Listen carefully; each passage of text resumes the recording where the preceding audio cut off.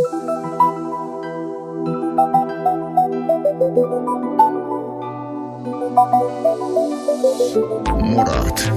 Əlizadə.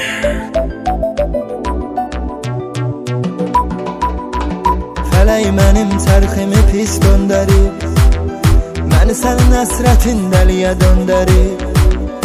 Əsən küləklərlə salam göndərib, yağan yağışlarla soraqlaşaydı. Kaş səninlə bir də qabaqlaşaydı, tutaydım əllərini qucaqlaşaydı. Kaş yenə can deyib can eşidəydik, nə ayrılardı nə uzaqlaşaydı. Kaş səninlə bir də qabaqlaşaydı, tutaydım əllərini qucaqlaşaydı.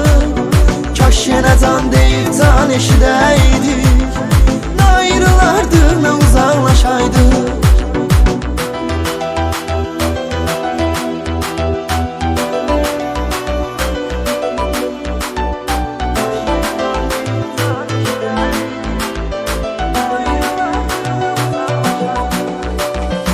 Ürəyimiz bu məhəbbətlə dolaydı, gözlərimdə olan kədər solaydı. Nağıl qədər sevgimiz saf olaydı, bizdə uşaq qədər uşaqlaşaydı.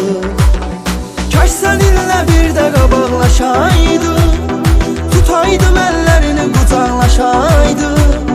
Kaş yenə can deyib can eşidəydik, nə ayrılardı nə uzaqlaşaydı.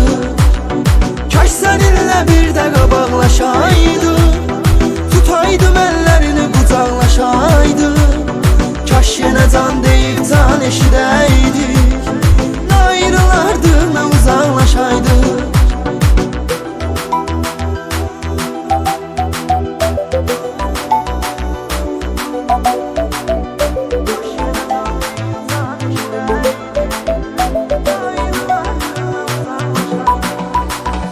Dəyməsin əllərin özgə əllərə, dəyişmərəm səni ətirli güllərə. Dastan olaydı sevgimiz dillərə, bütün sevənlərlə ayaqlaşaydı. Kaş səninlə bir də qabaqlaşaydı, tutaydım əllərini qucaqlaşaydı. Kaş yenə can deyib can eşidəydik, nə ayrılardı nə uzaqlaşaydı. Kaş səninlə bir də qabaqlaşaydı, tutaydım əllərini qucaqlaşaydı. Kaş yenə can deyib can eşidəydik, nə ayrılardı nə uzaqlaşaydı.